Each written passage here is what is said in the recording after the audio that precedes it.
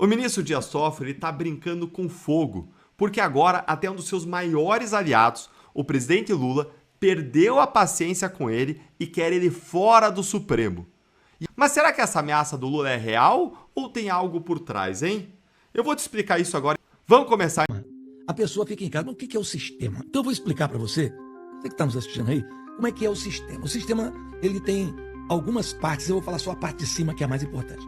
A cabeça do sistema são os bilionários do Brasil, liderados pelo sistema financeiro. A família Moreira Salles, né? A família Setúbal, os donos do Bradesco, essa galera de cima. Né? Aí eles têm, do lado direito deles, eles têm os guarda-costas do sistema. Quem são os guarda-costas do sistema? As cortes superiores. Eles protegem o sistema para que nada chegue no sistema. Do lado de cá, né? Eles têm os legisladores do sistema, são os políticos, que normalmente giram em torno de 350 deputados federais, alguns governadores, né? E pelo menos 41 senadores. Então você tem o sistema financeiro, as cortes superiores e do lado de cá você tem, né? A sua bancada é pessoal ali.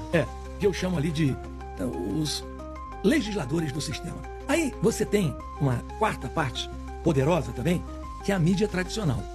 Ela é o quê? Ela é a voz do sistema. Quando você ouve um comentarista, você não precisa ouvir os outros. Eles vão repetir tudo que está no boletim do sistema, que é o boletim Focus. É tudo igual, né? Então, eles falam para quem? Eles falam para um público muito específico, que é uma classe média. E média um pouquinho para cima. O povo não vê isso. O cara está preocupado com o dólar. Quem vê isso é o cara que vai fazer um investimentozinho, sobra o dinheiro. É aquele empresário que tem um negócio. Eles são o porta-voz. Você pode ouvir Dona Miriam, ou Nakagawa, ou outra. É tudo igual. Não tem diferença. Isso é a cabeça do sistema. Ainda tem ali uma faixa intermediária, que é muito importante para o sistema, que são os burocratas. São aqueles funcionários de carreira que se preocupam somente com uma coisa, com seus privilégios. Não interessa quem seja, eles vão ganhar acima do teto. Então eles protegem para que não haja uma ruptura do sistema. Por que nós estamos em crise? Porque o Vorcaro não é bem quisto pela cúpula do sistema. Ele é um banqueiro que sempre foi visto como 7-1. Então, na hora que o sistema quer expelir ele, e ele tem como advogado uma outra parte do sistema, é o sistema brigando com o sistema. É crise. Porque uma parte está dizendo para a mídia, fala mal dele. A outra parte está dizendo, segura aí. Né? Então, o sistema hoje está meio que paranoico. Você tem os políticos querendo proteger ele. O Supremo querendo proteger ele. O TCU querendo proteger ele. A cabeça do sistema querendo engolir ele. Que é aumentar o dinheiro. É aumentar o dinheiro. E a mídia repercutindo o que a cabeça manda. Entendeu o que é sistema? Você que está em casa? Você tem que entender. Às vezes a gente pensa que pensa, mas a gente não pensa. A maioria das pessoas, o que você pensa, você repete o que você ouve. Né? Pouca gente tem capacidade de pegar uma matéria e dizer, isso aqui... As entrelinhas, né? Não, isso aqui, né? E o Vorcaro sabe tanto disso que ele patrocinou um monte de influenciador aí pelo Brasil inteiro afora, com muito dinheiro, para quê? Fazer a cabeça das pessoas. Ele sentiu que a mídia tradicional estava contra ele, que a ordem veio de cima, né? Então ele disse, eu vou me proteger aqui pelo meio. Né? Como hoje a salvação da gente é a internet, sim, que é um terreno livre, onde a gente pode falar, né? Então criou essa contradição. Hoje, no Supremo, se esse caso vai ficar ou não no Supremo, caso Master. Então, você tem ali, os ministros do Supremo foram avisados, foram alertados, receberam relatos de investigadores de que a situação vai se agravar. Essas investigações, não é que elas vão andar, elas vão se agravar. O buraco realmente é muito mais embaixo nos relatos que os próprios ministros tiveram de investigadores, de gente que está acompanhando o caso. E a grande pergunta esse caso vai continuar nas mãos do ministro Dias Toffoli? A gente tem visto algumas informações públicas, declarações de apoio. Agora há pouco teve o ministro Gilmar Mendes, na semana passada teve o ministro Edson Fachin, presidente da Corte, numa nota que, acredito eu, era para defender o Supremo, mas um tiro no pé. Aquela nota na minha visão. Porque não tem como ser... É incompatível você defender o Supremo e não fazer uma crítica do que está acontecendo dentro da Corte em relação ao Banco Master. Estou falando sobre esse caso específico. E aí, ministros com quem eu tenho conversado nos bastidores, eles diziam assim, está aqui, obrigada. você tem uma saída, que não é uma saída honrosa, porque não tem saída honrosa nesse caso, a saída é para baixo. Já que o ministro Dias Toffoli tem resistido nas conversas e relatos que eu tenho recebido a deixar o caso, então devolve o caso para a primeira instância. A notícia de hoje da Folha de São Paulo é: Lula demonstra irritação com Toffoli e diz a aliados que quer Toffoli fora do STF. Veja, se o Lula disse isso para aliados, é porque quis que chegasse na imprensa. E se quis que chegasse na imprensa, é porque está dando um recado. E eu vou te contar qual é o recado e para quem. Agora, muito bem, veja, uma coisa precisa ser de cara percebida, gente. Se o Toffoli sai do STF, quem que se dá bem? O Lula. Se o Toffoli sai agora do STF, quem vai nomear o próximo ministro do STF? O Lula. Ele já tem um, pela saída do Barroso, que vai botar o Messias. Ele teria mais um, e seria ótimo para ele, né? Porque ele poderia nomear o Messias e ainda agradar o Congresso e botar o Pacheco, que era o candidato pedido pelo Alcolumbre. Seria ótimo para ele. Ele resolveria o problema dele. Ao bancar o Messias, ao colocar um soldado dele, ele criou um problema com o Senado. Então, se o Toffoli, que está se sujando cada vez mais, imagina só o Lula achar que alguém está sujo, né? O recado é pro Toffoli também, ó, cara, você foi demais, você exagerou. Imagina o Lula dizer isso para alguém. Você pegou pesado demais. Porque o que a gente tá vendo do Toffolão é a superfície, é a ponta do iceberg. Imagina o que tá por trás. Imagina o que tá debaixo. Imagina o que tá submerso. Imagina o que tá sob sigilo dentro do gabinete dele. A coisa deve ser, olha, de assustar qualquer um. A gente já está assustado com o que viu até agora, imagina o resto. E o Lula está dizendo, meu caro, você pisou na bola demais, não dá para segurar a tua onda. Mas para ele, esse recado, e claro, dá um recado também para nós, para os eleitores, para as urnas. Eu sou um cara correto, eu não me misturo com gente que está sendo acusada. Então ele dá um recado para o Toffoli de foi demais, dá um recado para as urnas de eu sou correto. Mas o que está por trás mesmo desses recados todos, dessas manchetes todas, é o Lula torcendo para o Toffoli sair. Porque se o Toffoli está atrapalhando, se o Toffoli está se sujando, bom, para ele, o melhor dos mundos é nomear um sangue novo. Coloca o Messias, que é o seu soldado, coloca o Pacheco, que é alguém ligado ao Senado, com isso agrada a todo mundo e ele, Lula, sai bem. E o Toffoli, para ele, né, serviu, foi bom enquanto durou, serviu enquanto foi útil. Essa é que é a verdade. Depois o Toffoli saindo, aí o Lula aloca o Toffoli em algum lugar. Enfim, o PT sempre se resolve, não é? Com essas coisas. Sai do poder aqui, coloca no poder ali. Não haverá problemas para isso. O Lula sabe muito bem fazer esse jogo.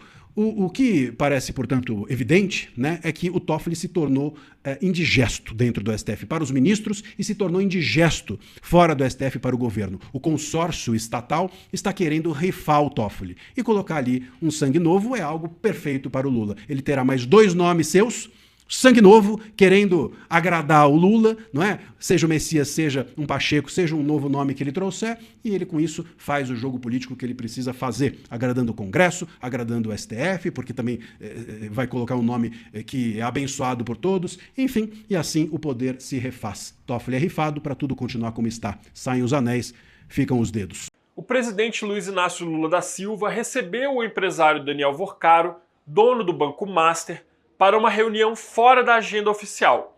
O encontro aconteceu no Palácio do Planalto em dezembro de 24. Vorcaro foi recebido no gabinete presidencial por cerca de 1h30.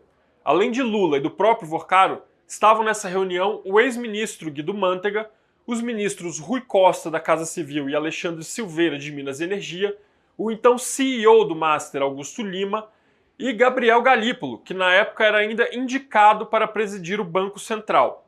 A reunião foi agendada por Guido Mantega, que trabalhava para o Master nessa época. Recentemente, em um evento em Maceió, o presidente Lula afirmou que, abre aspas, falta vergonha na cara de quem defende Daniel Vorcaro. O tom duro contrasta com o histórico recente de proximidade entre o dono do Master e figuras do núcleo do governo Lula. Como revelou a coluna, Guido Mantega foi contratado para essa consultoria com um salário de cerca de R$1 milhão mensais, a pedido do líder do governo no Senado, Jacques Wagner. Entre julho e novembro de 2025, Mantega recebeu ao menos R$16 milhões em honorário. Procurado, ele não comentou. Jacques Wagner negou ter intercedido pela contratação dele, e a assessoria de Lula não explicou por que a reunião de dezembro não foi registrada na agenda oficial. A contratação de Mantega resolveu um problema para o governo. Lula tentou empregar o ex-ministro da Fazenda como membro do conselho da Vale, mas recuou diante da reação do mercado. No Master, essa dívida de gratidão foi paga. Na época do encontro no Palácio do Planalto, os problemas do Banco Master já eram conhecidos. Manteiga atuava como lobista pela aprovação da venda do Master ao BRB. Segundo relatos, Lula pediu a Gabriel Galípolo que tratasse o caso com isenção quando assumisse o Banco Central. Já sob a gestão de Galípolo, os técnicos do Banco Central se posicionaram contra a operação e decretaram a liquidação do Master, apontando uma fraude que pode chegar a 12 bilhões de reais no sistema financeiro. Manteiga deixou a consultoria pouco antes da liquidação do Banco Master. Ontem, o pessoal tinha chegado em Brasília, né? Então tivemos aí uma espécie de ato, não sei se dá para chamar não sei se chama de manifestação, de ato, enfim. Tava todo mundo lá em Brasília, mesmo debaixo de chuva. Tava assim, um tempo muito ruim, mas mesmo assim as pessoas foram às ruas para mostrar o apoio à causa, mostrando que não importa se tem um tempo bom, um tempo ruim, a população brasileira direita tá nas ruas, sabe? Não tem pra onde correr.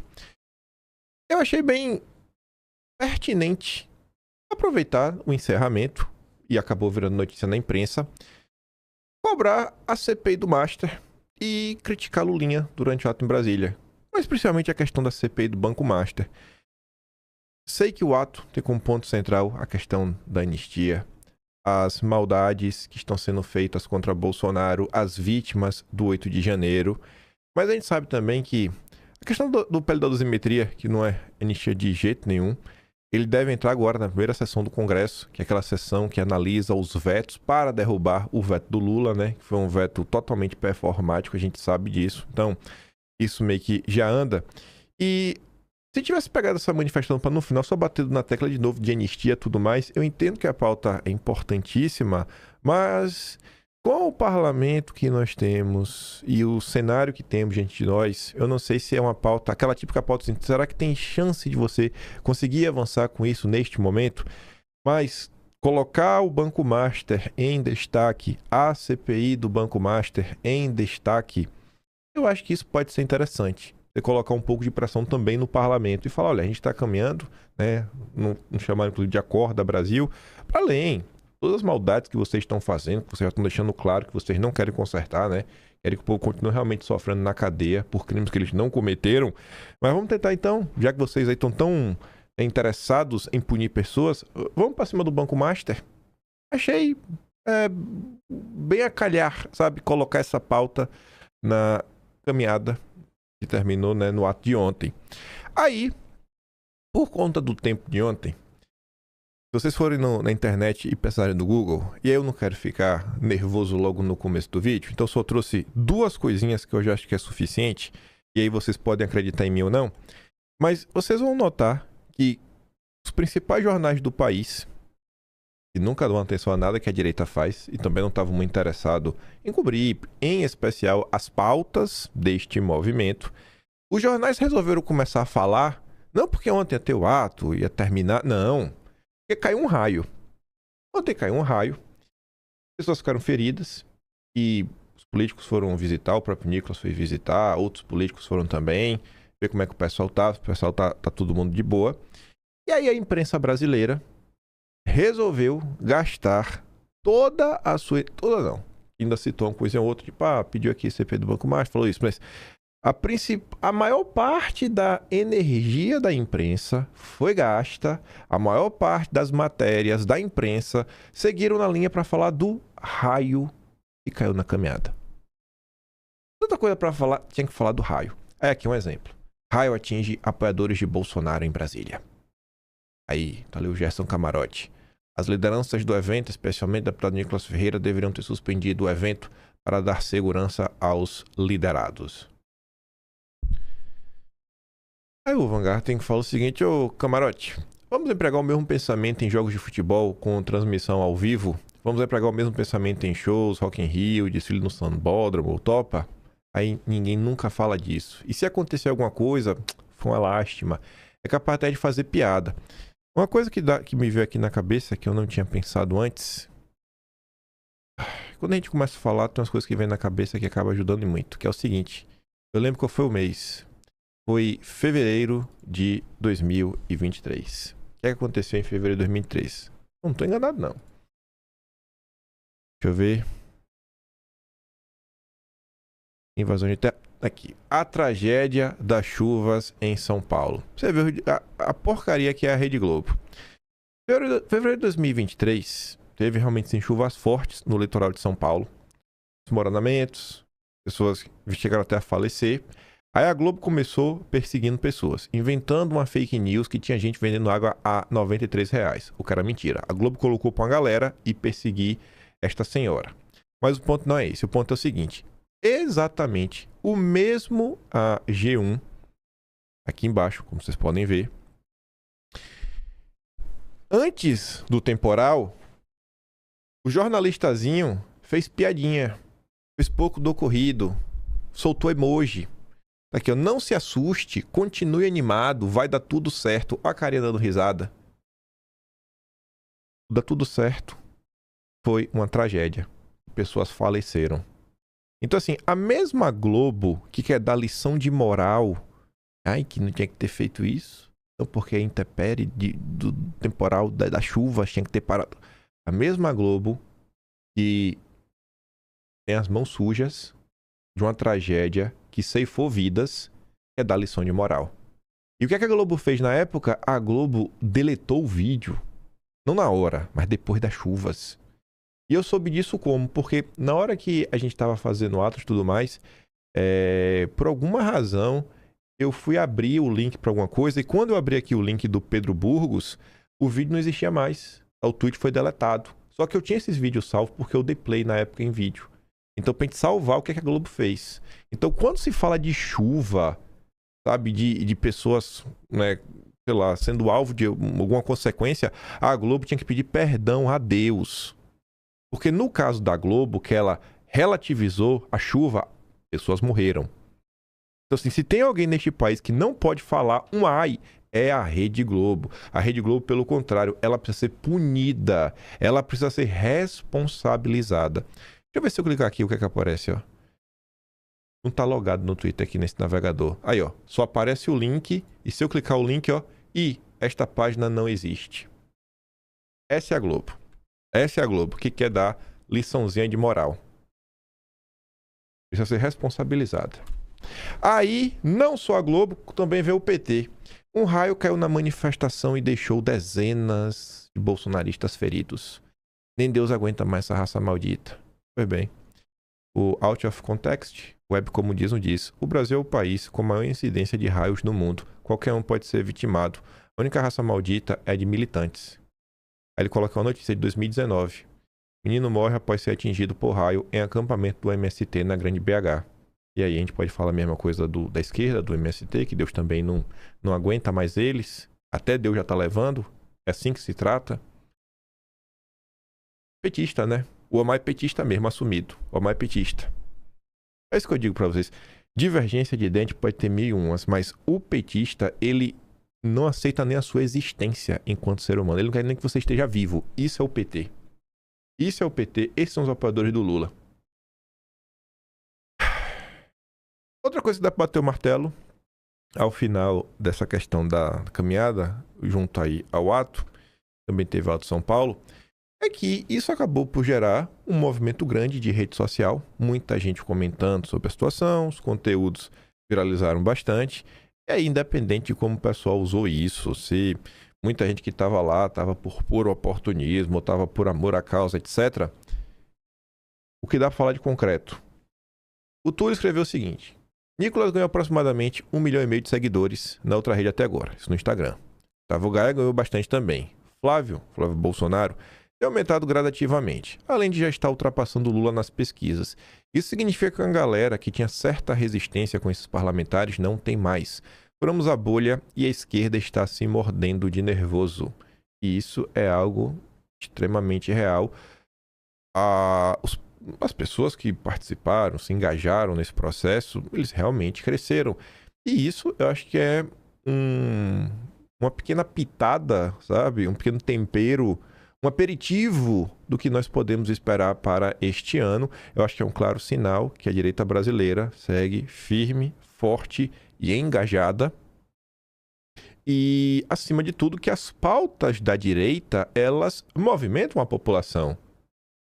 Se essas pessoas estão ganhando seguidores, os deputados, Nicolas, Flávio, Gaia, que ele cita aqui, porque o que eles estão falando está ressoando no coração das pessoas. É por isso que eles estão sendo seguidos.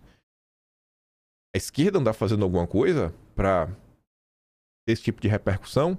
Então, acho que é mais um indicativo do que esperar do resultado das eleições deste ano. Eu acho que vai ser um crescimento da direita. E, obviamente, que esse crescimento, né, gente, vai ser utilizado também por toda a classe política, independente dos interesses que o pessoal possa ter nessa marcha, ato, para eleger pessoas, né, nas eleições. Chegar agora em outubro e a gente sair com uma grande bancada na Câmara, no Senado e o Flávio Bolsonaro eleito.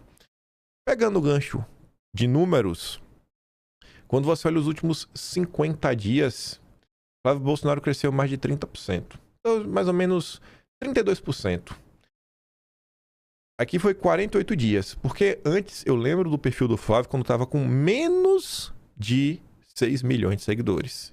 Mas enfim, desde isso, e menos de 6 milhões foi antes dele se lançar como candidato, isso daqui eu acho que é porque ele deve ter pegado os números do Social Blade, que é o que tem disponível até hoje. Mas enfim, o Flávio já cresceu 2 milhões de seguidores. O perfil do Flávio Bolsonaro, inclusive, ultrapassou o perfil da Michelle Bolsonaro, que era um perfil muito engajado. Estou colocando só para você ter, assim, em termos de escala, como as coisas estão caminhando. E até as eleições, Flávio Bolsonaro, nosso presidente, imagine. Eu acho que... Eu não quero ser muito otimista, não. Porque, sabe, você às vezes é otimista demais, aí às vezes pode dar errado. Mas eu estou muito otimista. É só isso que eu ia falar. Eu estou muito otimista, sabe? Saio desse fim de 2025, porque eu sei que a gente já está em 2026, mas como o ano legislativo ainda não começou, e a gente ainda tá banco, mas tudo começou lá atrás, saio de 2025, vai ser o final dessa semana, bem otimista, bem otimista. Todos os principais flancos de batalha, eu acho que o bolsonarismo venceu. Tem vários abertos ainda, mas as batalhas que já encerraram, eu acho que o bolsonarismo saiu vitorioso. Estou otimista. Tinha tempo que eu não estava otimista desse jeito, viu? Vou ser muito sincero e honesto. Continuando com o meu otimismo, Flávio Eduardo, então, em Israel, independente do que eles também estão fazendo lá ou não, mas seguindo essa lenda, o que dá para bater o martelo? Ó, eles tiraram uma foto com o embaixador argentino em Israel, como é o nome dele? Axel Vanish, assim que se pronuncia. Tá tirando lá uma fotinha. Quem tá compartilhando? O Javier Milei. E quer queira, quer não, rapaz, todo apoio é bem-vindo. E vocês sabem que eu não sou nada fã do Milei.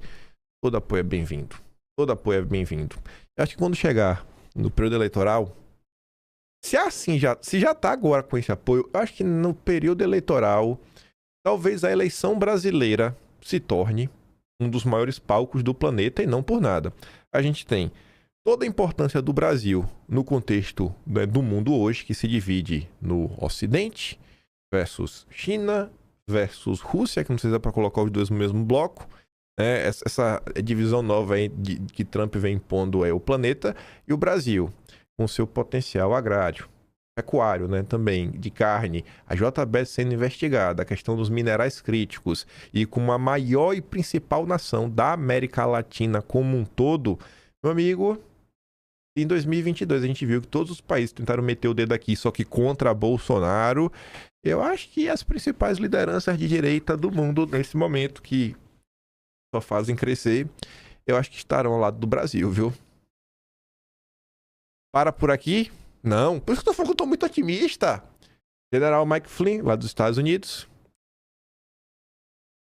Não coloquei a tradução, né? Então, basicamente, o George ali, ele tá trazendo números, colocando aquela pesquisa que o Flávio aparece com 48% na frente do Lula, da Futura.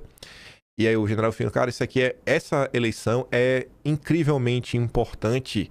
As consequências da vitória, da liberdade, da democracia são imensas para a população brasileira. Enfim, né? Como foi, basicamente, para os venezuelanos. É vital não apenas para todo o hemisfério sul, né? O hemisfério sul, como para o mundo. As eleições brasileiras, importante para todo mundo. Pense. Primeiro,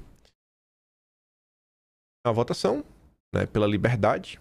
Assim, votar pela liberdade é votar contra o comunismo. 2. Votar contra o comunismo é votar contra o globalismo.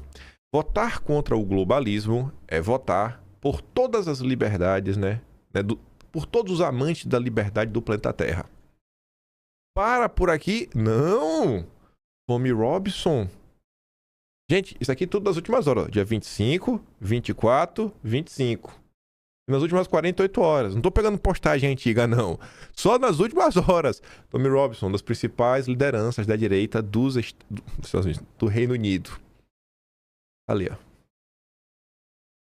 A família Bolsonaro pode dar a volta por cima após a perseguição transparente do regime socialista de Lula, que condenou Bolsonaro a 27 anos por um tribunal de fachada. Agora o filho do Jair, o Flávio, está muito à frente nas pesquisas de intenção de voto para a eleição presidencial de 2026. Quero controlar o meu otimismo, viu? Flávio Bolsonaro quer crescer mais antes de fechar apoio do Centrão. Rapaz, do jeito que tá, assim, vai levar no primeiro turno, né? Aí realmente já tá esculhambando, Flávio. Piadas à parte. Esse ponto aqui é importante e faz total sentido.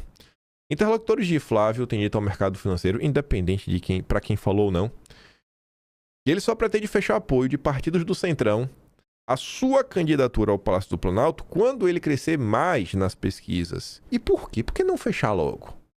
Segundo relatos feitos à coluna, em conversas com a Faria Lima, os aliados de Flávio Bolsonaro têm ponderado que ainda é muito cedo para anunciar apoios e que é preciso crescer mais para evitar fechar alianças por um alto preço. Quanto mais fraco, quanto menos viável você é, maior é o custo que você tem. Maior o custo que você tem que pagar. Agora, quando você é o candidato que todas as pesquisas garantem que você é o vencedor, aí a negociação muda. Fala assim, ó, irmão, eu já tô eleito. Você vai querer estar comigo ou não? Ou você vai querer estar com um perdedor? Porque eu acho que isso pode impactar, né, na tua bancada de parlamentares como um todo, chapas aí para o governo. Você vai querer estar comigo ou vai querer perder com Lula?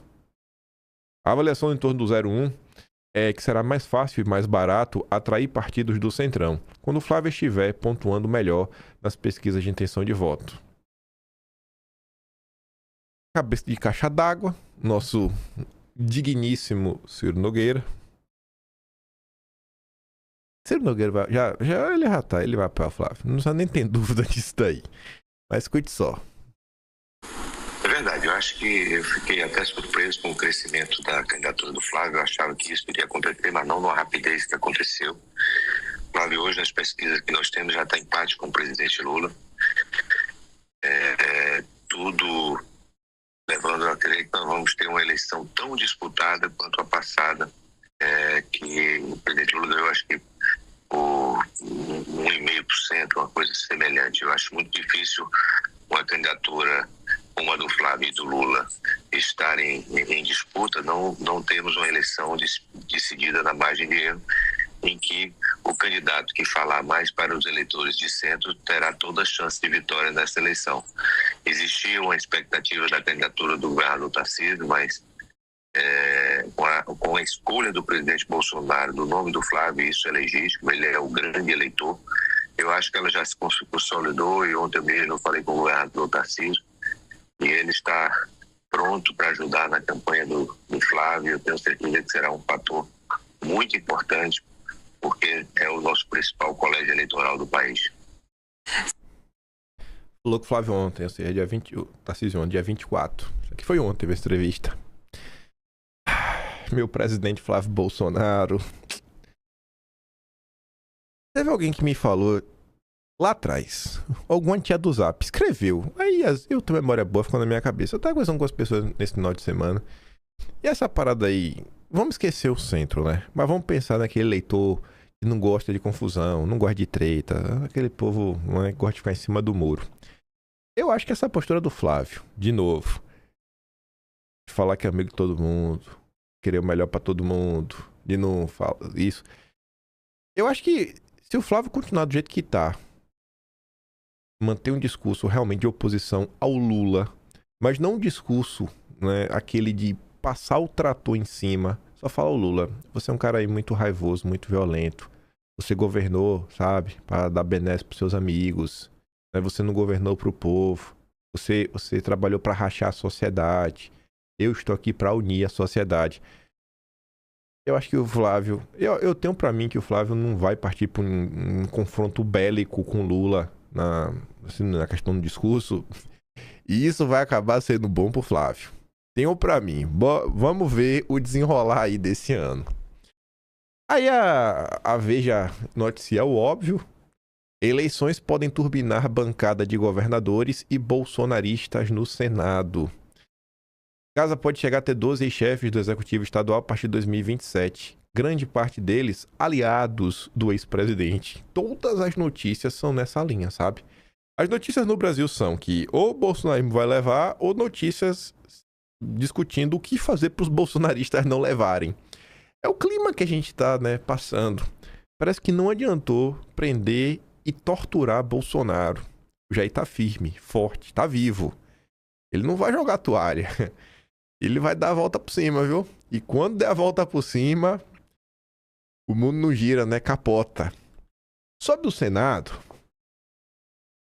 ontem, e essa questão não é aleatória, porque se fosse aleatória, o próprio Eduardo Bolsonaro não teria abordado esse assunto na live dele. Eduardo sabe dessas dificuldades. O Gustavo Zucchi ele só colocou no papel. Centrão torce o nariz para plano B de Eduardo Bolsonaro em São Paulo. Plano B. Plano B é o seguinte, não, já que não vai ser Eduardo, né, porque ele era o plano A, Eduardo quer colocar alguém alinhado a ele. Mas o Centrão não quer. O Centrão nunca quer, né? Óbvio. Lideranças do Centrão em São Paulo não se entusiasmaram com o plano B defendido pelo Eduardo para substituí-lo, né, para o Senado. Eduardo tem defendido o Gil Diniz, mas ele também falou da Sonaira, também chegou a falar no Mário Frias. Eduardo chegou a exaltar a fidelidade de Gil, exibindo postagens nas redes sociais nas quais o deputado estadual defende a liberdade do ex-presidente Jair Bolsonaro e reproduz vídeos do próprio Eduardo. Na avaliação de caciques do Centrão, o ideal seria uma chapa com um nome menos ideológico, uma vez que o candidato será o deputado federal, né, o Derrite. Uma das alternativas a Gil Diniz seria a Rosana Vale, que Eduardo Bolsonaro fez questão de mostrar a diferença dela para o Gil Diniz. Eduardo Bolsonaro fez questão de mostrar isso. Enfim, inclusive também seria aliado de primeira hora da ex-primeira-dama Michele Bolsonaro. Embora seja afiliada ao PL, Rosana é considerada uma parlamentar de perfil mais moderado. O Centrão adora gente moderada, não é incrível essa moderação do Centrão.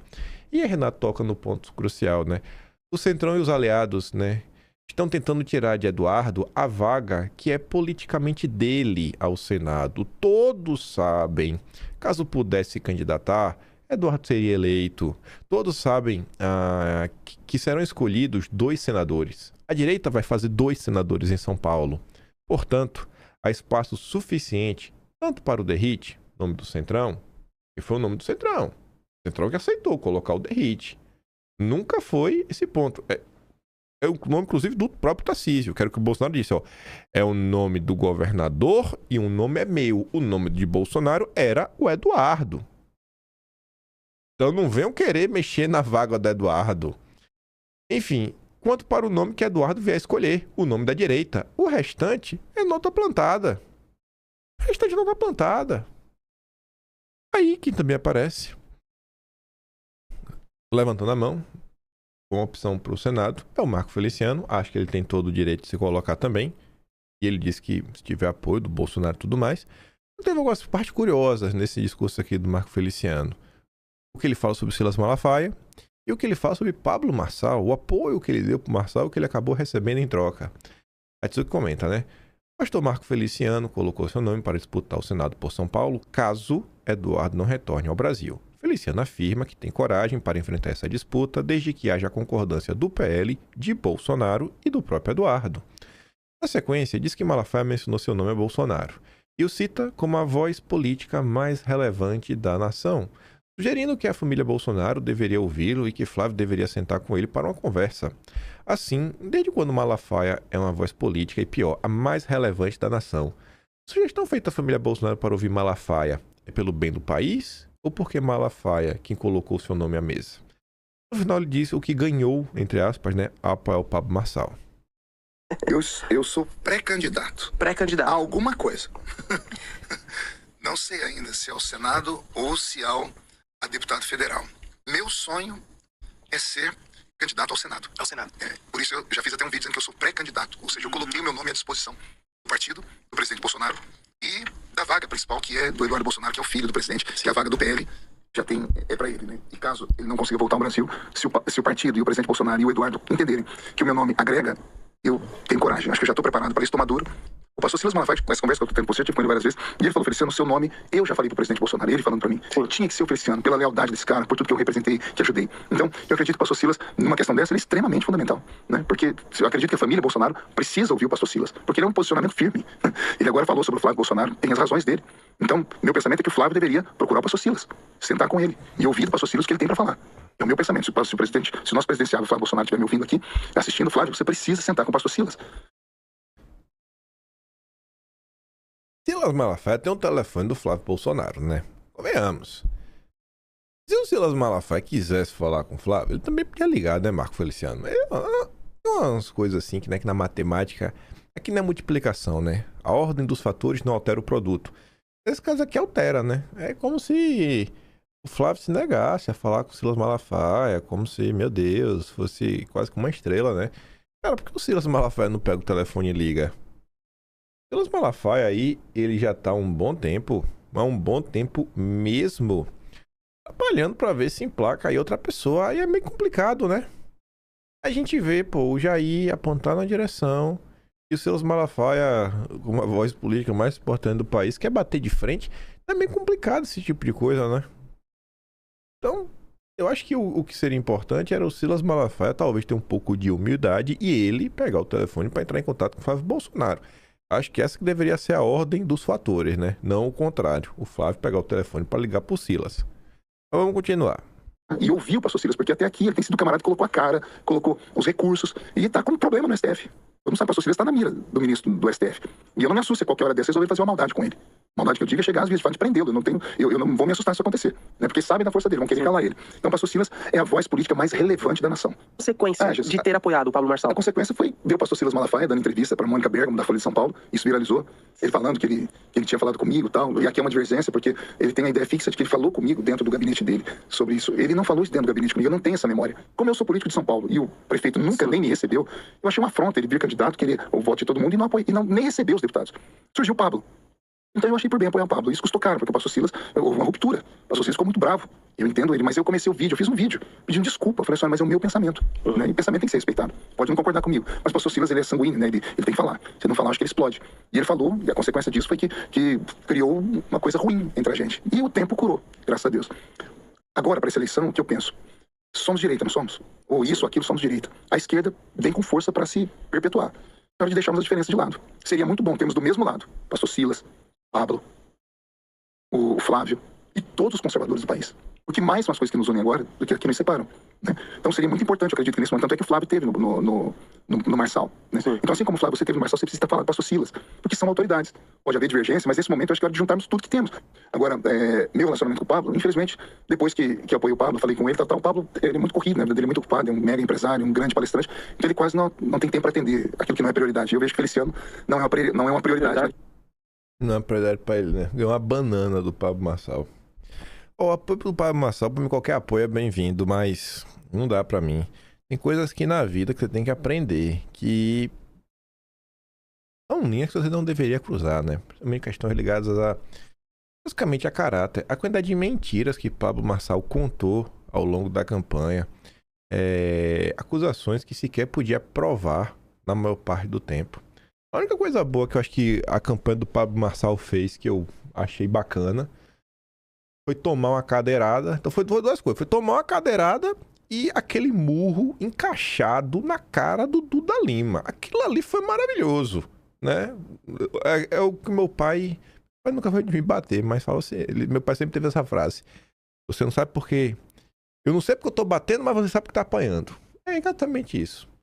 Independente de onde veio, o Duda Lima mereceu. Com certeza mereceu. Mereceu, foi bem encaixado. Mas tirando isso daí, pô, aquela história da carta do Trump, O laudo falso. A própria provocação que ele fez pro Datena, chamar o cara do que ele chamou ao vivo, né? Você deve saber lembrar o que significa Jack, né? Aí, já em julho, já não, né? Ainda em julho, mal tinha começado a campanha, já tava acusando o Carlos Bolsonaro de ter um gabinete do ódio. Assim, foram várias coisas que foram se acumulando ao longo do tempo. Relativizar a facada de Bolsonaro. Foram várias coisas que foram se acumulando que, assim, bicho, é desvio de caráter. Tem um limite pra mim, então você pode ir pra você ganhar uma eleição, né? Não pode ser um vale tudo ao tempo todo, mas foi o que aconteceu, né? E o pagamento tá aí. Recebeu uma banana no final do papo Marçal. É que tá falando dos deputados também. Pastor Sóstenes tá de férias, né? Não dá pra culpar. De férias em Miami. Vendo o show do Jorge Mateus. Ah, meu Deus do céu, velho. Eu não sei, velho. Eu não sei o que falar, né? Tá curtindo o show, hein, Sóstenes? Ah, ele não pode tirar férias? De coração, não pode não. Quem sou eu pra falar isso? Cara, eu sou o cara que não tira férias. Eu sou o cara que tá aqui nos últimos 7 anos. Sem desaparecer um dia. Esse sou eu. Eu posso reclamar, né? Sóstenes, vai trabalhar, Sóstenes. Ontem tava comentando dele, né? Curtindo lá o vídeo do Marcos Pereira, Marquinhos Censura, falando que Eduardo é um fugitivo. Está foragido nos Estados Unidos. E agora tá no show de Jorge Mateus. Ainda pra ver Jorge Mateus, só pra ver uma banda boa, mas Deus me livre. Você gosta de Jorge Mateus, eu não gosto não. Avançando aqui. Pra gente chegar no Banco Master. Gastei mais tempo nessa parte do que eu planejava, mas tudo bem. A marca da eleição presidencial de 2026.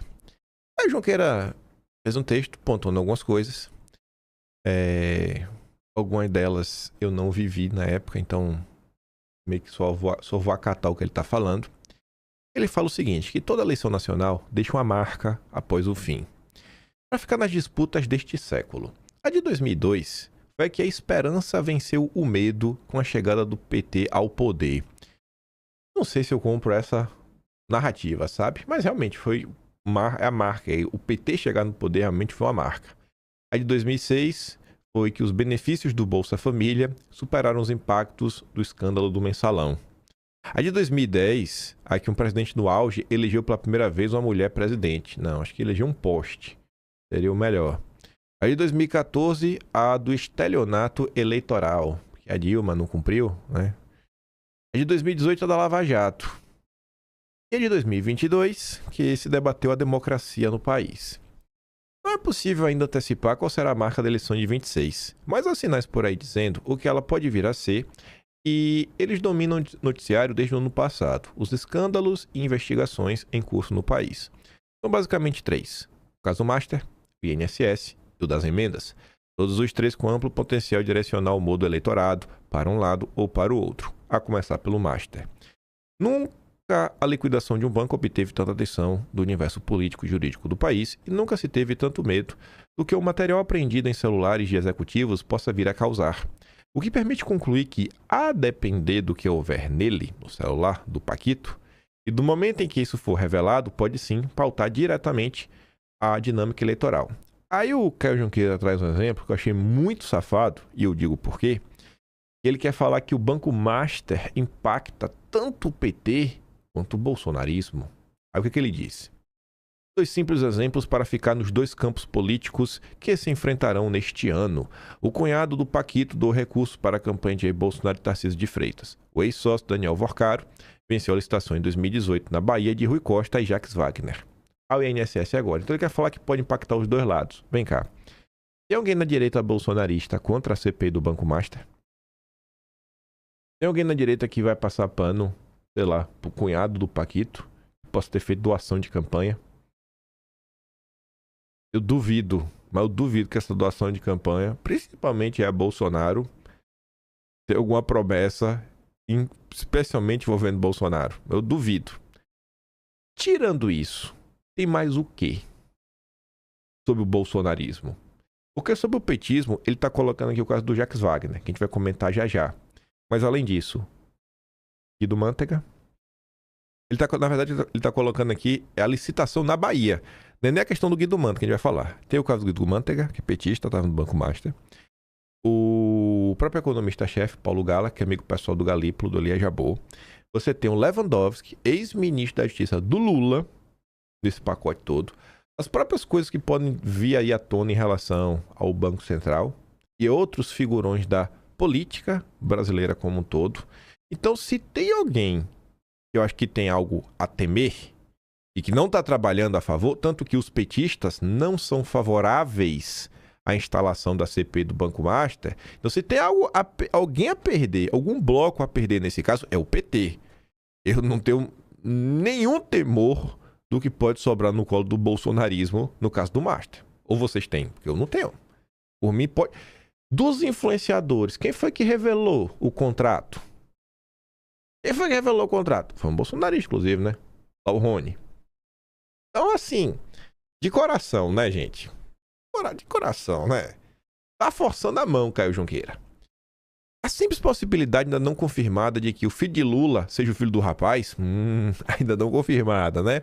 Mencionada em mensagens pelo careca do INSS, por si só já dá artilharia para a oposição tentar levantar o tema da corrupção no debate eleitoral. Pauta a que o PT até hoje nunca conseguiu enfrentar com tranquilidade. Por que será, né? Corrupção e o PT não consegue. Deve ser porque o PT é culpado. O terceiro escândalo é o que tem as emendas parlamentares como elemento central. Em 2025, fomos pautados pela guerra de Alexandre de Moraes contra o bolsonarismo. Realmente, né? Foi a guerra dele, né? Ele ataca e a gente tem que apanhar quieto, ainda por cima. Em 26, seremos pautados pela guerra de Flávio Dino contra as emendas parlamentares, que por mim pode passar o trator. E as contas nos bastidores apontam para mais de 100 parlamentares como alvo principal de partidos do Centrão. Não tenho nenhuma pena. Pode passar o trator. Além de poder impactar na reeleição desses alvos e as conexões políticas desses com as estruturas estaduais e nacionais das campanhas, é possível prever que o embate também possa tensionar ainda mais o ambiente político entre legislativo e judiciário. Para além desses escândalos, deixaria ainda aqui outras duas candidatas à marca da eleição deste ano. Uma é a forma como a segurança pública, hoje a maior preocupação do brasileiro, segundo todas as pesquisas, será pautada e tratada durante a campanha. O governo Lula III tentou obter protagonismo maior no assunto, mas é histórica a dificuldade do petismo de fazer frente ao populismo penal da direita neste campo. Outro é o rastro da direita potencializando as chances de Lula partir para o seu quarto mandato. O assunto dominará certamente o primeiro semestre devido à possibilidade de governadores deixarem seus cargos em 4 de abril para poder se candidatarem a um Planalto. E também devido ao prazo para as convenções em junho e registro das chapas em julho. Mas pelo desenrolar dos fatos, não há garantia de que ele não entrará também na própria campanha eleitoral, dada a instabilidade e heterogeneidade deste campo político. Em outras palavras, nada garante que um Tarcísio de Freitas, candidato a presidente, não será bombardeado pela família Bolsonaro durante a campanha. Tarcísio não vai ser candidato. Ou que um Flávio Bolsonaro candidato não será abandonado pelo Centrão durante a campanha. Isso até pode acontecer. Mas o ponto central do argumento dele sobre essa parte é o quê? Que os erros e desunião desse segmento político podem selar a vitória de Lula na urna e, portanto, ser uma marca da eleição também. Existe essa chance? Sempre existe. Mas o Flávio Bolsonaro prega união o tempo inteiro, faz acenos o tempo inteiro. Resta saber, né? O que é que Ratinho Júnior, Zema, Caiado, que ainda não desistiram, vão inventar de fazer, né? E outros setores antipetistas do país. E para a gente falar do Banco Master, que envolve também a eleição, porque tudo que o Caio Junqueira está denunciando, esses escândalos, tudo mais, para mim, todos esses escândalos têm como fio condutor, o fio que costura, que a Folha de São Paulo disse, o regime. O regime. A gente está de volta a 2018. É a insatisfação do povo contra o regime político brasileiro. O fio que costura Trump, Supremo, rua e eleições é a erosão da confiança. A confiança nesse regime podre. O fio que costura Trump, STF, rua e eleições é a erosão da confiança. Com o atual contexto da política institucional favorecendo o discurso antissistema, as instituições deixam de exercer o papel de origem e passam a ser entendidas como participantes da disputa eleitoral. As decisões que o Supremo, por ser o caso mais em evidência, tomará nos próximos meses, como instituição, podem tanto aprofundar a crise de confiança institucional no país ou responder os anseios da população. Eu nem grifei. Não existe chance nenhuma do Supremo Tribunal Federal Brasileiro tomar decisões que abaixem a temperatura. Do Supremo, só espere crise. Eles são imparáveis. Eles já cruzaram todas as linhas de não retorno. Vai ser crise. E o sentimento antissistema tá por aí. E é sobre isso que a gente vai começar falando. Antony Garotinho. Falou, viu? Tá lá no podcast. Eu escutei não escutei tudo, mas escutei grande parte ontem. O melhor, até o que até então que eu escutei foi essa parte. E umas coisas curiosas que também falou sobre, mas é muito específico sobre o Rio de Janeiro. Coisa que envolve... Tem uma sigla de um negócio aí que vem venda de quentinha pra preso, iFood de preso. E se a denúncia for pertinente, é um negócio realmente assustador, né? E sendo no Brasil, é bem possível que seja real. Tem que passar na minha timeline que o Josias Teófilo compartilhou e falou: desconheço explicação melhor. Escuta isso daqui, né? Como funciona o sistema, segundo Antony Garotinho? A pessoa fica em casa. Mas o que é o sistema? Então eu vou explicar para você. Vamos lá. Você que está nos assistindo aí, como é que é o sistema? O sistema, ele tem algumas partes. Eu vou falar só a parte de cima, que é a mais importante. A cabeça do sistema são os bilionários do Brasil, sim, liderados pelo sistema financeiro. A família... Sistema financeiro. Faria Lima. Moreira Salles. Moreira Salles. A família Setúbal. Os donos do Bradesco. Essa galera de cima, né?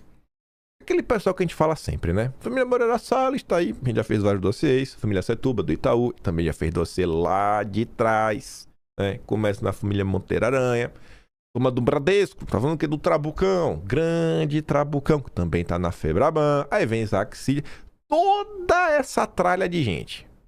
O Dedé. Dá pra colocar também aí os Batista já. O Batista já tem muito poder hoje em dia, né? Mas enfim. Aí eles têm, do lado direito deles, eles têm os guarda-costas do sistema. Quem são os guarda-costas do sistema? As cores. Tipo os capatazes. Superiores.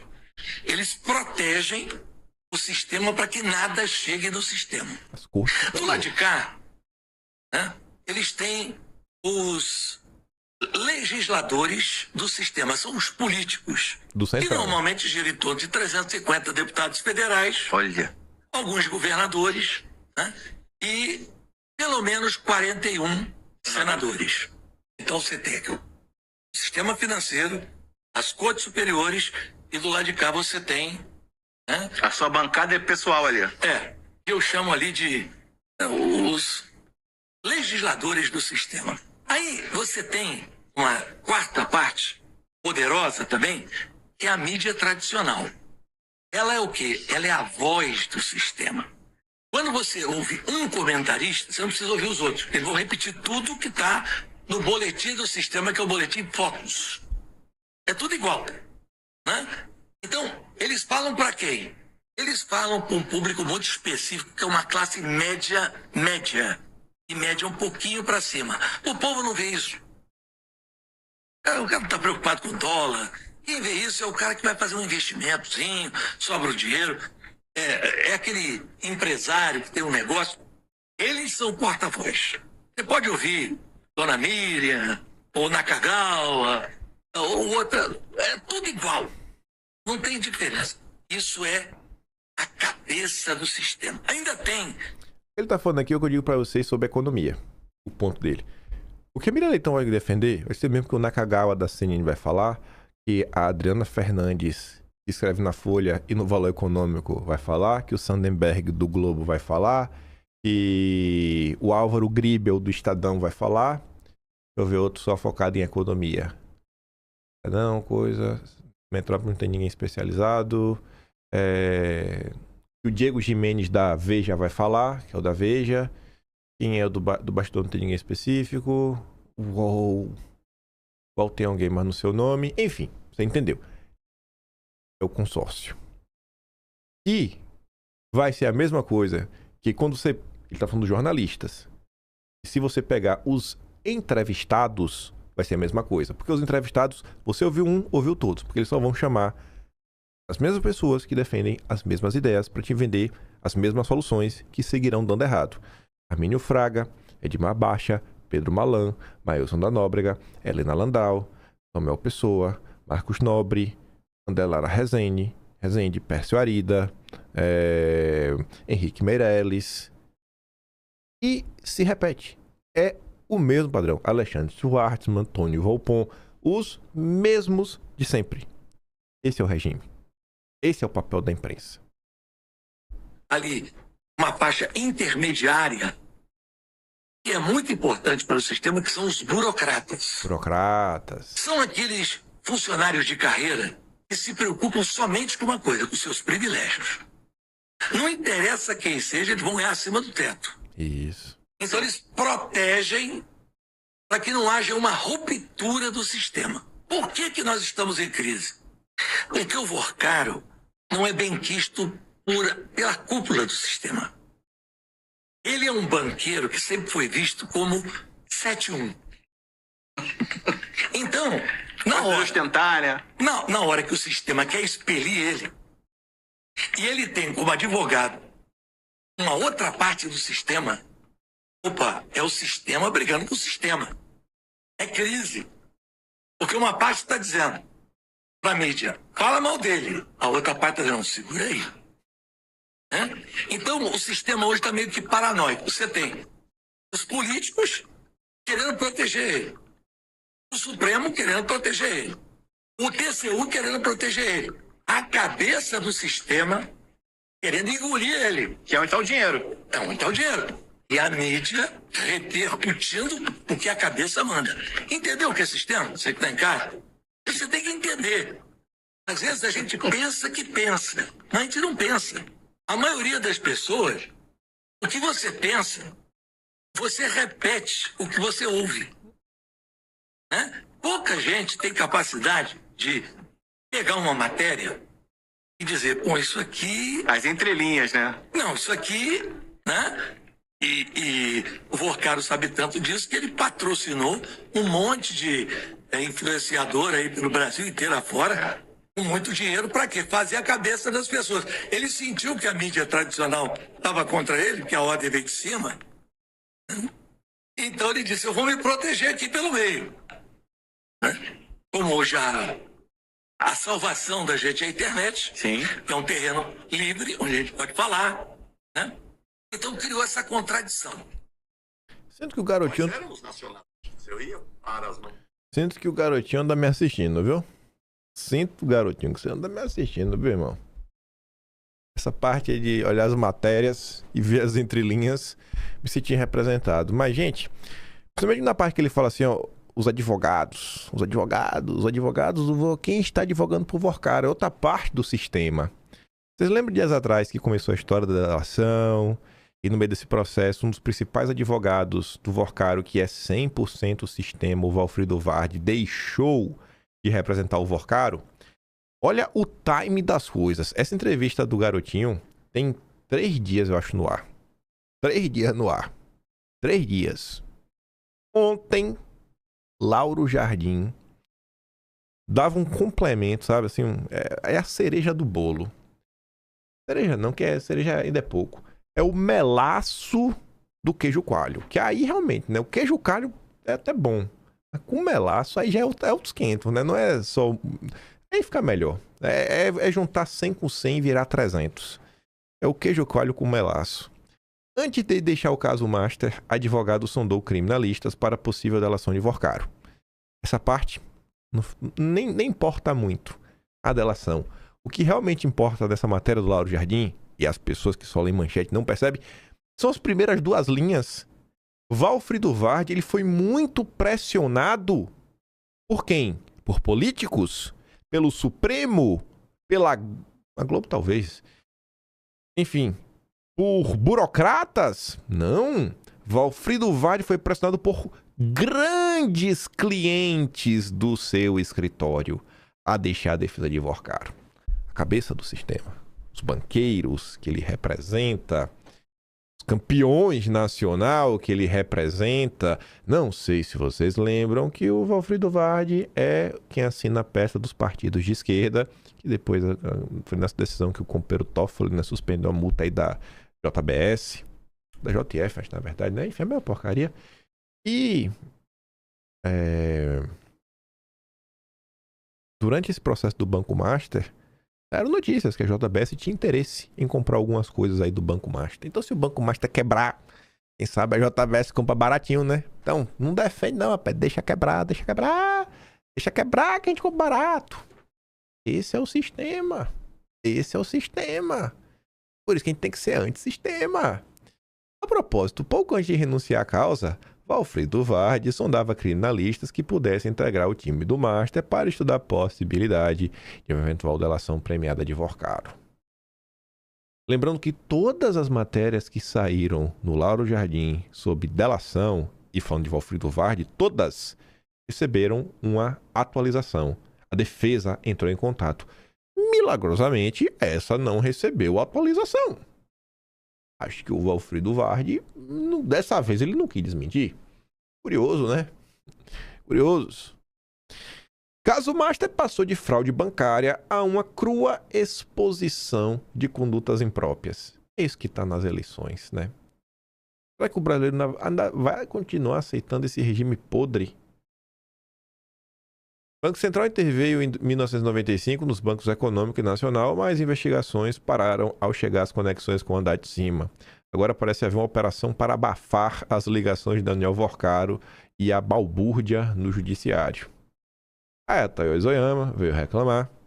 Com a percepção pública, a desonra persegue Toffoli e Moraes.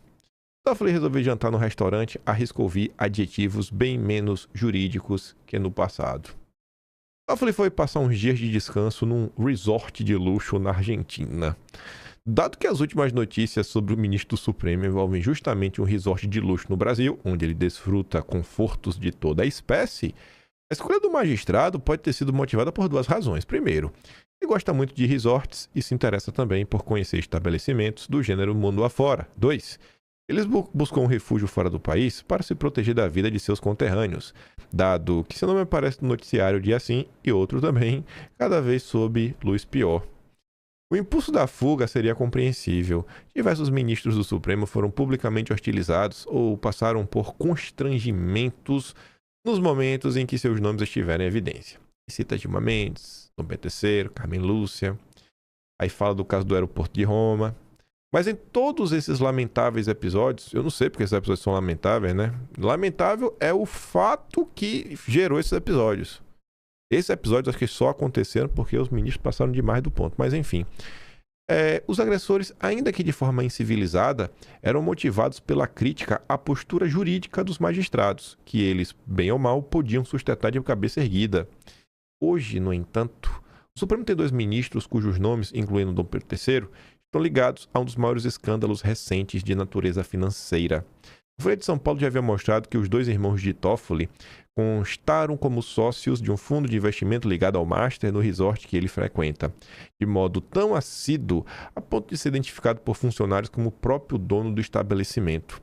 Esta semana, o Estado de São Paulo revelou que a sede da empresa dos irmãos Toffoli é a casa bastante modesta de um deles, cuja mulher disse desconhecer que o marido teve um resort. A notícia espalhou um cheiro de laranja no ar. Além da certeza que, se Toffoli resolver jantar num restaurante, arriscou ver adjetivos bem menos jurídicos do que no passado. Na prática, isso dificilmente acontecerá. A atual reputação dele, assim como a de Dom Pedro III, impossibilita que desfrute prazeres comezinhos como sair para comer uma pizza sábado à noite. A possibilidade de frequentar espaços públicos sem constrangimentos sempre foi marcador de honra. Aí ela faz uma retrospectiva histórica. Do mesmo modo, a desonra significa a perda dessa percepção. Para revertê-la, o atingido tem que erguer a voz para se defender com argumentos convincentes. Como nem Toffoli nem Moraes fizeram isso até agora, a desonra como percepção pública continuará a persegui-los à medida que avançarem as suspeitas sobre suas condutas. Mas se Toffoli sempre terá um resort novo para se refugiar e Moraes pode continuar voando em jatos da FAB, o Supremo não tem onde se esconder. Peraí. O Supremo... o Supremo não... Assim, se eles podem, né, passear e prolongar, o Supremo não. A corte segue apanhando como um todo. Aí o Igor Gadelha traz um ponto que eu não sei até que, sei lá, até onde é 100%... Deixa eu ver aqui uma mensagem que eu recebi, que parece que é algo relevante. Tá me tirando a paciência. Foram várias mensagens. Peraí. Só um segundo aqui. Deixa eu ver.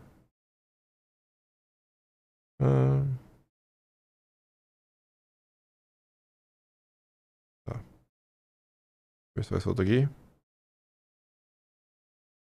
Beleza. Já vi. Nada que eu preciso comentar hoje. Aí ele vem falando que o Moraes está fora do foco. Não sei se é bem assim. Que ele segue bastante no foco. Talvez não no caso do Master, né? Porque o Toffoli realmente está fora da curva. Mas, segundo o Igor Gadelha, as recentes revelações do Metrópolis, eu incluo também da Folha do Estadão, de Dias Toffoli com o Banco Master, ajudaram a diminuir a pressão sobre outro integrante da corte, Dom Pedro III. Até pouco tempo, Dom Pedro III era alvo prioritário do bolsonarismo, sobretudo por suas decisões contra Jair Bolsonaro. O ministro, porém, perdeu o posto para Toffoli nos últimos dias diante do caso Master. Relator no Supremo da investigação que mira operações suspeitas do banco, Toffoli virou alvo principal dos ataques de lideranças da direita, que passaram inclusive a defender o impeachment dele. Metrópolis, por exemplo, revelou ao longo desta semana que Toffoli é apontado por funcionários como dono do tal resort. Apesar de momentaneamente estar fora do foco, o próprio Dom Pedro III também tem relação do Master, que é o contrato, e que eu acho que o pessoal não esqueceu, até porque o pessoal segue comentando com muita frequência. O contrato previa a atuação do escritório da esposa de Moraes em ações de interesse do Master. Levantamentos feitos pelo jornal, entretanto, apontam que a atuação de Viviane é desconhecida em diversos órgãos. O envolvimento tanto de Moraes quanto de Toffoli atingiu a imagem do Supremo, como um todo, né? E levou os ministros a assinar o espírito de corpo e coube a faquinha aquela nota muito sem vergonha. Aí, novas informações sobre Toffoli e o resort, os irmãos. Última ida de Toffoli ao Taiaiá foi para a festa de Ano Novo sem cobrança de consumo dos convidados. Gente, isso aqui não foi muito tempo atrás não, viu? Foi só 26 dias atrás. Foi agora, viu? Não tem nem um mês. Não tem nem um mês. Ano Novo foi agora. A última vez que o Toffoli esteve lá no Taiaiá foi na virada, quando ofereceu uma festa a centenas de convidados no local. Toffoli foi procurado por meio da assessoria, mas não se posicionou. Não vou falar, não. Aí o Toffoli não se ajuda, né? Ele podia no meio falar, não, é mentira, é fake news. O Estadão se hospedou na quinta, dia 22, e na sexta, dia 23, no hotel. Uma funcionária contou à reportagem que os convidados do ministro levaram a própria bebida, como champanhe e vinho. Ainda segundo ela, os pedidos no bar do resort eram cortesia. Podia pedir o que quisesse. Normalmente, a cobrança é feita por uma pulseira que os hóspedes recebem quando fazem um check-in. Então, tu vai a pulseirinha, vai lá, bate, no final tem lá a conta para tu pagar. O item possui um chip, possibilitando que o pedido seja registrado diretamente na conta da reserva. Aqui, quando cobra, a gente passa na pulseirinha, mas deles não. Não dos convidados do Toffoli. Eles pedem e a gente entrega. O nosso próprio bem, viu? Aí diz que o que mais que eles pediram lá foi pina colada. 48 conto cada cachaçinha. O resort não respondeu ao questionamento do Estadão sobre o consumo liberado para Toffoli e seus convidados. O Taiaiá também não tem que responder nada, né? Assim também como os irmãos Toffoli. Os irmãos Toffoli realmente não queriam responder nada, tanto que deram os plenos poderes, né, ao advogado dos irmãos Batista da JF, ligado à JF. O engenheiro eletricista José Eugênio Dias Toffoli, irmão do Toffoli, assinou uma procuração em fevereiro de 2025 que dá poderes para o advogado Paulo Humberto Barbosa representar a Maridite Participações S.A. em reuniões que definiram o futuro do Taiaiá. Paulo Humberto Barbosa é advogado da JF, dos irmãos Batista e atual dono do resort. A procuração obtida pela coluna foi assinada por José Eugênio em 6 de fevereiro de 2025 e registrada junto ao cartório de Marília. Naquele mesmo mês, Paulo Humberto Barbosa realizou a compra das cotas que a família de Toffoli mantinha junto ao Taiaiá por meio da Maridite Participações, que fica em um endereço de fachada. Pagou 3,5 milhões. O documento o irmão do ministro, dá poderes para o advogado goiano representar Maridit nas reuniões de sócios das empresas DGEP, Empreendimentos e Participações LTDA, e Itaiaia, Administração e Participações LTDA, podendo aceitar e assinar documentos necessários, deliberar sobre quaisquer assuntos de interesse, votar e ser votado, enfim, praticar todos os demais atos necessários em nome da própria Maridit. E meteram lá o contrato, ó. O contrato não, né? A procuração. Ali. Tudo bonitinho. Paulo Humberto, José Eugênio Dias Toffoli. Aí a imprensa bate na tecla, só a manchete é o suficiente. Vida dos irmãos de Toffoli no interior de São Paulo destoa de luxo de resort no Paraná. Cara, eu sou mão de vaca, mas esses aqui, viu, me vencem. Fácil.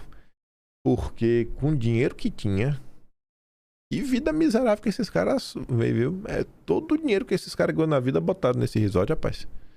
Não gastaram R$1 nem pra consertar as rachaduras na casa. Até a Globo comentou. Irmãos de Toffoli têm cotidiano de classe média no interior de São Paulo, distinto do luxo do resort do qual foram sócios. E vender de 3,5 milhões a participação. Que na Selic atual dá mais de R$450 mil por ano. Rapaz.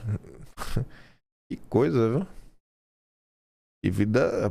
Esses caras são assim, ó. Olha, não gasta R$1.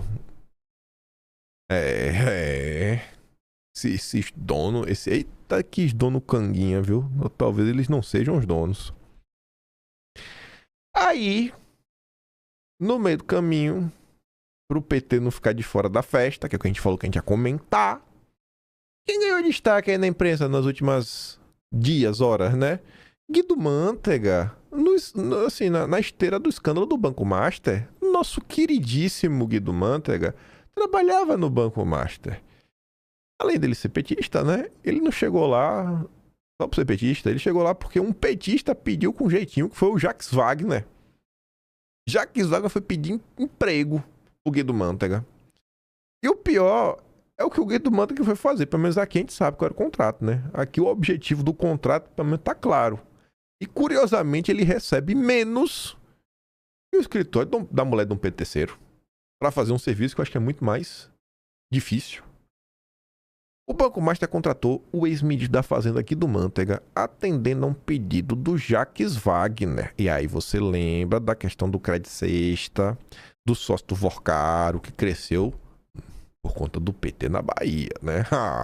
Tu acha que não ia atender um pedido do Jacques Wagner? Tem que honrar o legado, né? Honrar a história. A remuneração era de R$1 milhão por mês. Viva Faria Lima, viu? Segundo apurou com o integrante do banco. Os pagamentos à Mantega pela consultoria ao Master podem ter alcançado, no mínimo, R$16 milhões.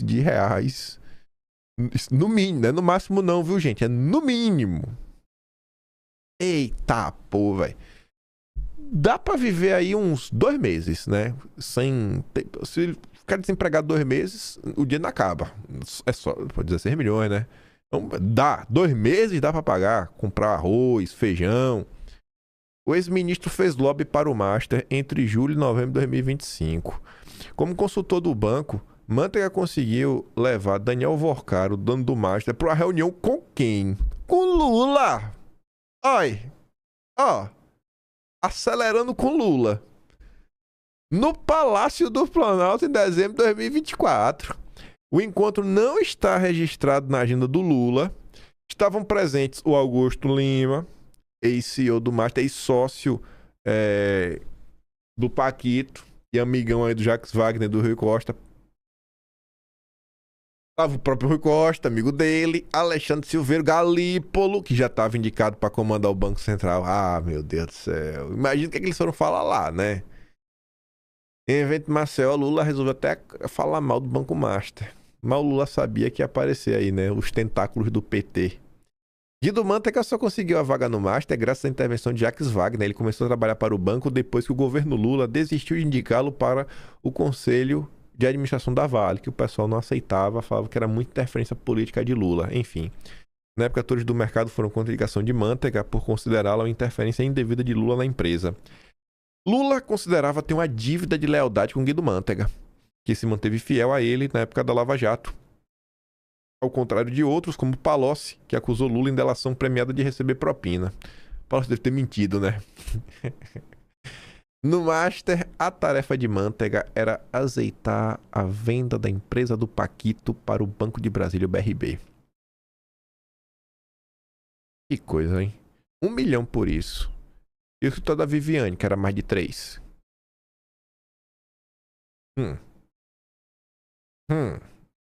O ex-ministro prestou consultoria ao Master até poucas semanas antes do Banco Central decretar a liquidação extrajudicial em novembro. A relação mais próxima de Jacques Wagner dentro do Master não era com o próprio Daniel Worcaro, né, com o nosso Paquito, e sim com o sócio dele, o baiano Augusto Lima. Ex-CEO do Master, Lima também é amigo do Rui Costa. A coluna, Jacques Wagner negou que tem indicado Manteiga para o Master. A assessoria de comunicação falou o seguinte: o senador Jacques Wagner não participou em nenhum momento da contratação de Guido Manteiga pelo Banco Master. Participou não. Manteiga foi 4 vezes ao Planalto enquanto trabalhava para o Master. Manteiga teve pelo menos 4 vezes no Planalto. Em todas se encontrou com Marcola. Lula também, né? Podia ter um chefe de gabinete com um apelido melhor, né? O apelido do chefe do gabinete de Lula é Marcola, que é o Marco Aurélio Santana Ribeiro. Não vai falar nada. A agenda oficial do Planalto diz apenas que se tratou de encaminhamento de pauta, sem mais detalhes. Os registros mencionam apenas os nomes de Marcola e Manteiga.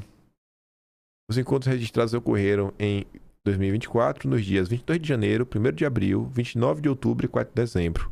Nas agendas, Manteiga é descrito apenas como ex-ministro do Ministério da Fazenda, ministro da Fazenda, não há menção ao Banco Master. Não sei porquê, né? Devia colocar, o atual consultor do Banco Master está nos visitando.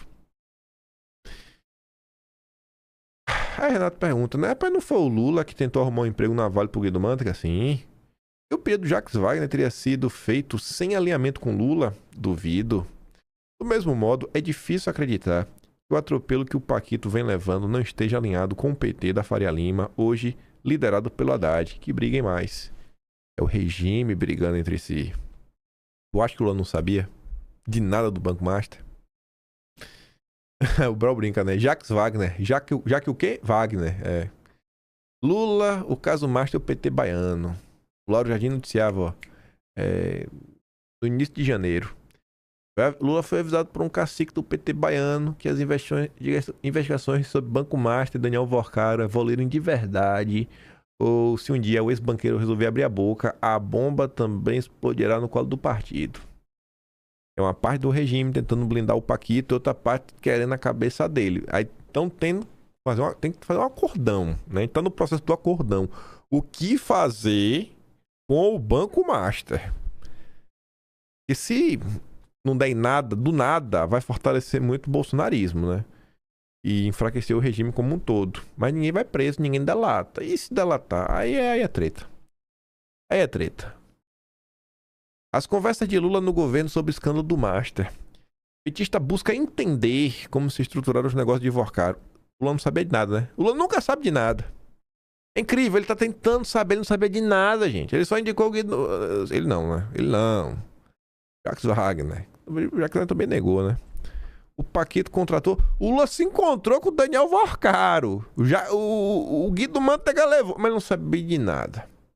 Mais um escândalo repleto de conexões com o PT e ele novamente não sabia de nada. Aí ele tá ali atrás pra procurar.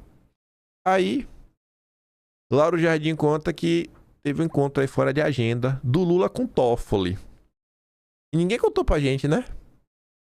Lula não está alheio ao caso Master. Eita, rapaz. É mesmo, é? No início de dezembro, logo após Toffoli ter decretado sigilo absoluto no processo do banco, Lula almoçou com o ministro do Supremo na Granja do Torto, um encontro naturalmente fora de agenda, e do qual participou também Fernando Haddad. Tu vê como são as coisas, olha? O petista busca entender. A Laura Jardim diz, não, ele não tá alheio não, viu?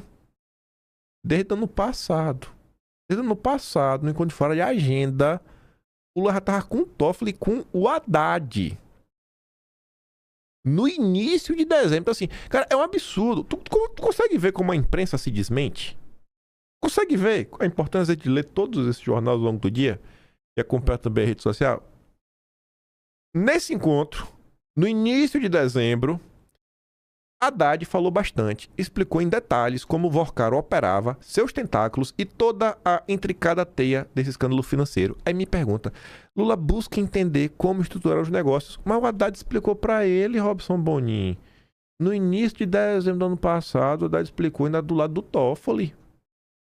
No final da conversa, Lula disse a Toffoli, você tem agora a chance de reescrever a sua biografia.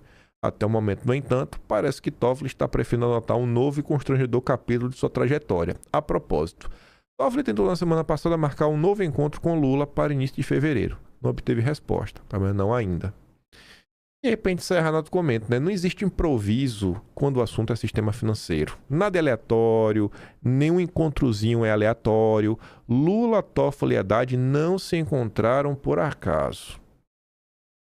Do mesmo jeito que os grandes clientes do Valfrido Vardi o pressionaram para largar o caso, os patrões do Lula, que são os grandes clientes do Valfrido Vardi, que são a cabeça do regime, mandaram ele resolver com o Toffoli. E tenho certeza que também mandaram o Toffoli dar um jeito.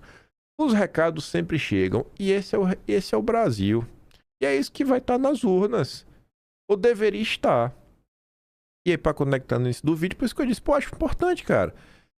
Pegar e direcionar esse movimento de rua para uma pauta que é mais palpável, não é que mais palpável, mas com mais chances de prosperar. Não é a pauta mais importante. A anistia é a coisa mais importante nesse país. Não só a anistia, junto com a indenização, que não sei nem se tem como pagar. O Clezão não tem como pagar, ele tá morto. Mataram o Clezão. Não tem preço o que fizeram com ele, mataram ele. Mas dos outros, eles têm que ser indenizados, não só anistiados. Então, pô, importante, sabe, você pegar isso daí, vamos colocar o banco mais, vamos botar uma pimentinha na confusão que tá rolando no Brasil. Enfim, vou mandar lá no Telegram se tu quiser o vídeo novo, o vídeo do garotinho, o vídeo do Feliciano que eu também dei play.